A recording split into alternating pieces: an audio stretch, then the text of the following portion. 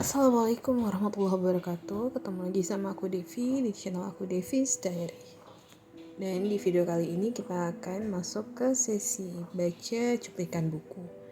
Di video ini aku akan sharing cuplikan dari buku How to be a Great Leader, meniru seni kepemimpinan Rasulullah dari teori hingga praktik oleh penulis Sony Rahmatullah Amrozi di bawah penerbit Safirah. Gak usah nunggu lama-lama lagi, yuk kita langsung baca cuplikannya.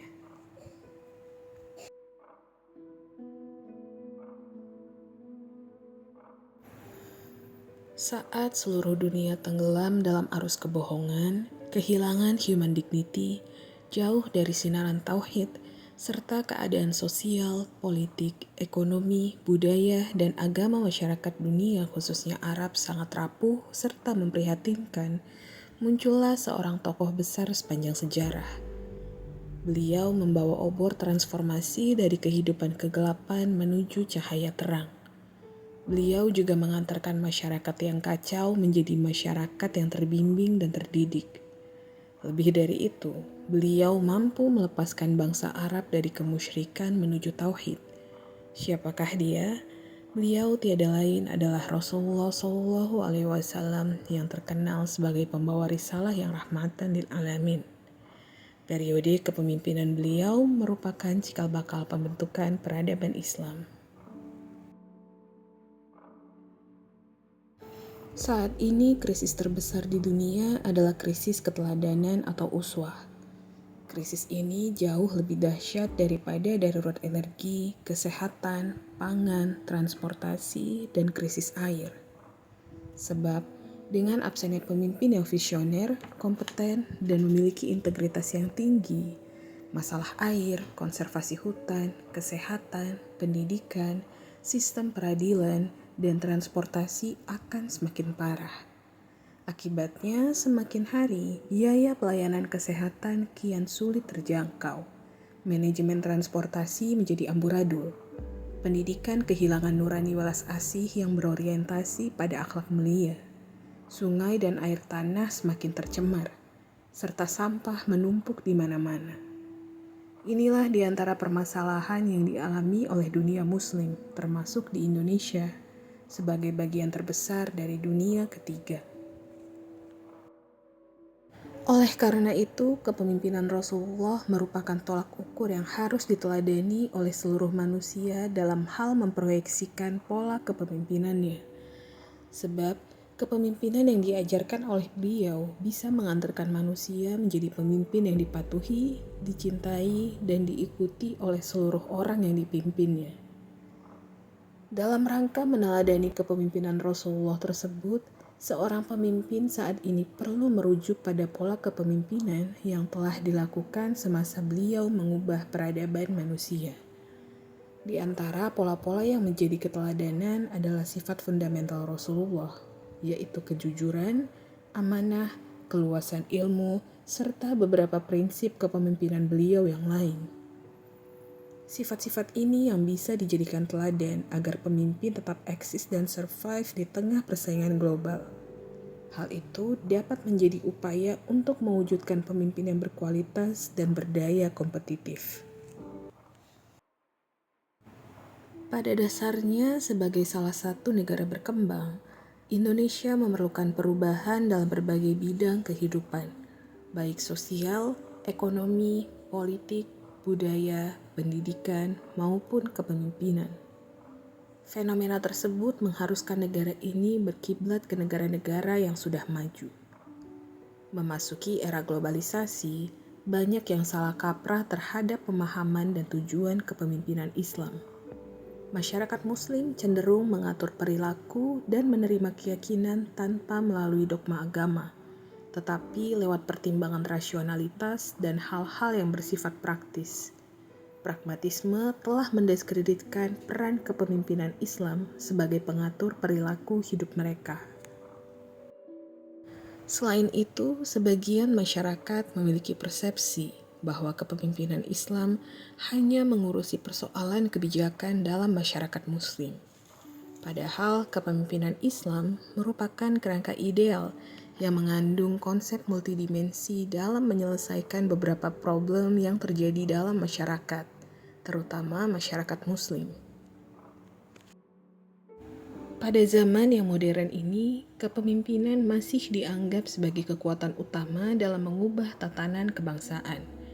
Sesuai dengan visi dan misinya, misi abadi kepemimpinan adalah untuk pencerahan kehidupan bangsa yang ditempuh melalui proses perubahan yang lebih objektif dalam pertautan zaman glamor ini. Pada era globalisasi, pemimpin dihadapkan pada perubahan-perubahan yang tidak menentu. Hal ini dapat membingungkan pemimpin dalam bertindak karena telah mengakibatkan hubungan yang tidak linear antara kebijakan dan realitas kehidupan.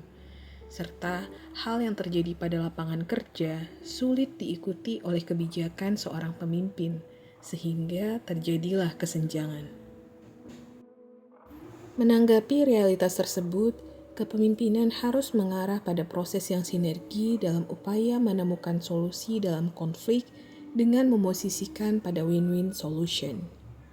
Win-win solution bukanlah teknik kepribadian, melainkan paradigma total interaksi manusia yang berasal dari karakter integritas, serta kematangan dan mentalitas yang tinggi. Win-win solution tumbuh dari hubungan dengan kepercayaan tinggi, dan diwujudkan dalam kesepakatan yang secara efektif menjelaskan manajemen harapan dan juga pencapaian.